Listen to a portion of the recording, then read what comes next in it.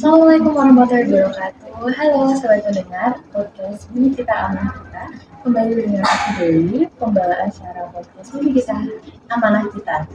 Nah, jadi pada kesempatan kali ini aku dan juga bintang tamu yang sangat spesial yang akan dihadirkan di video kali ini akan membahas mengenai isu yang sedang dibahas hangat masyarakat Indonesia hari ini mengenai banjir atau bencana alam yang ada di Sumatera. Tapi bukan hanya dari pandangan sains, tapi juga dari perspektif Islam. Mari kita sambut bersama-sama. Selamat datang Kak Fania.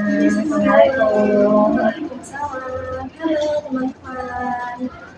Senang sekali bisa bergabung dalam podcast Bumi Kita Amanah Kita yang saat ini sedang membahas terkait isu terkini ya. Iya. Itu isu yang sangat menarik sekali menurut saya.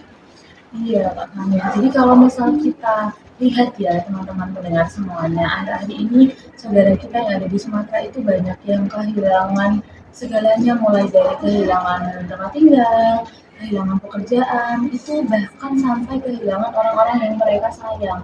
Kita kan jadinya empati, merasa sedih. Jadi mungkin bantuan kecil yang bisa kita semua berikan kepada mereka adalah melalui doa ya. Betul sekali. Iya, betul sekali.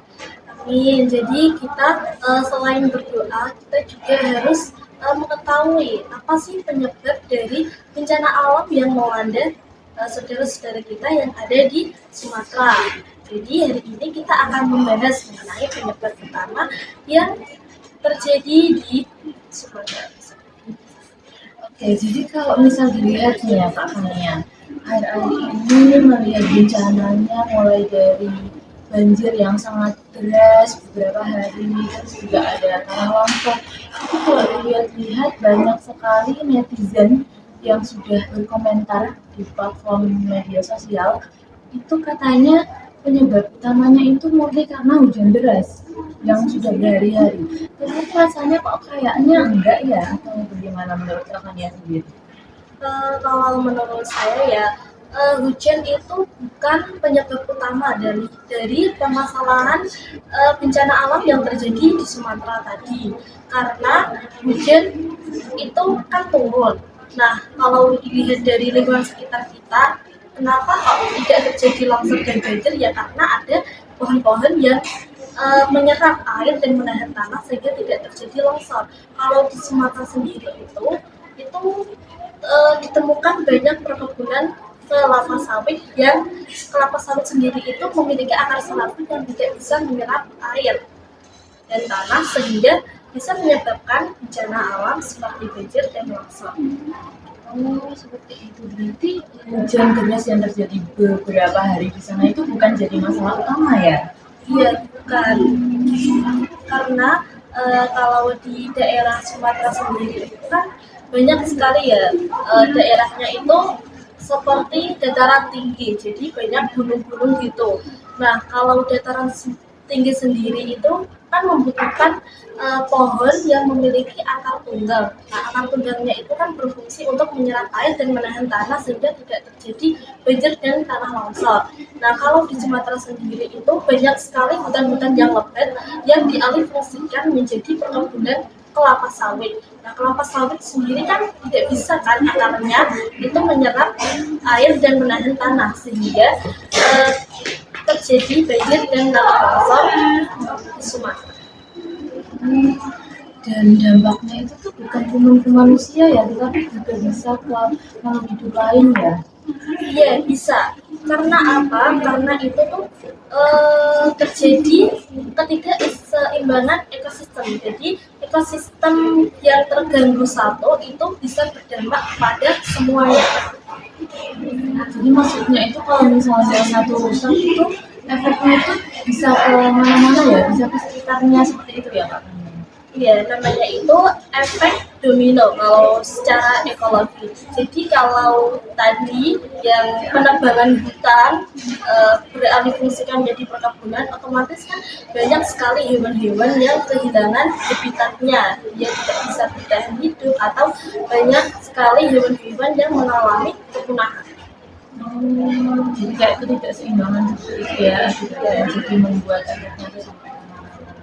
Oke, kalau misal kita tarik dari sisi pandangan Islam ya Kak Fania, kadang kan ada orang yang bilang kayak sederhananya tuh ini tuh cuma takdir, ini tuh takdir Allah, ini tuh karena ya udah jalanin aja karena ini memang takdir Allah. Tapi kalau dipikir-pikir, masa iya sih sesederhana itu? Nggak sesederhana itu. Memang kalau bencana alam ini memang sudah takdir Allah, direncanakan oleh Allah. Tapi Allah juga pernah disebutkan dalam ayat Al-Quran surah Ar-Rum. Nah, ayat 41 itu yang bunyinya seperti ini. Bismillahirrahmanirrahim. Dhaharul fasadu fil barri wal bahri bima kasabat aydin nasi liyudhiqahum ba'da alladhi amilu la'allahum yarji'un. Yang artinya telah tampak kerusakan di darat dan di laut yang terjadi akibat perbuatan manusia, supaya Allah itu merasakan bahwa manusia itu akibat tersebut itu terjadi karena perbuatan mereka. Jadi dalam ayat tersebut itu dijelaskan bahwa kerusakan itu terjadi bukan hanya karena Allah, tapi juga karena perbuatan manusia. Seperti kita tarik ke dalam permasalahan yang terjadi di Sumatera, ya emang Allah itu mentakdirkan kalau di sana itu terjadi musibah, tapi nggak bakalan terjadi musibah jika manusia itu tidak berbuat kerusakan di Sumatera tersebut. Jadi ini tuh bukan soal pasrah aja ya, tetapi juga mengenai refleksi dan juga tanggung jawab pribadi masing-masing ya. Iya benar. Kalau dalam Islam itu ada istilah yang namanya mizan atau yang artinya itu keseimbangan. Jadi Allah itu memberikan alam itu untuk kita jaga, bukan untuk kita rusak atau eksploitasi. Seperti itu. Jadi kalau misalnya keseimbangan udah nggak bisa terjaga dan terjadi banjir dan tanah longsor, ini maksudnya berarti ke sunatullah. Iya benar sekali, maksudnya ke sunatullah. Menarik ya, ternyata sains dan Islam itu bukan saling bertentangan, melainkan keduanya itu saling menguatkan atau memberikan penjelasan satu sama lain. Iya benar sekali. Jadi sains itu menjelaskan bagaimana alam bekerja, sedangkan kalau dalam Islam itu menjelaskan bagaimana kita untuk menjaga alam tersebut agar tetap seimbang. Jadi kalau gitu kegiatan seperti menanam pohon, terus menjaga kebersihan, menjaga lingkungan itu bukan hanya karena aktivitas fisik, tetapi juga bisa dikatakan ibadah ya. Iya benar sekali. Bahkan Nabi Muhammad SAW itu menyebutkan bahwa penanam pohon itu merupakan sebagian dari ibadah. Kalau begitu, solusi yang mungkin sekiranya itu tepat dari sisi sains dan Islamnya itu gimana ya Pak Fani yang menurut Bapak?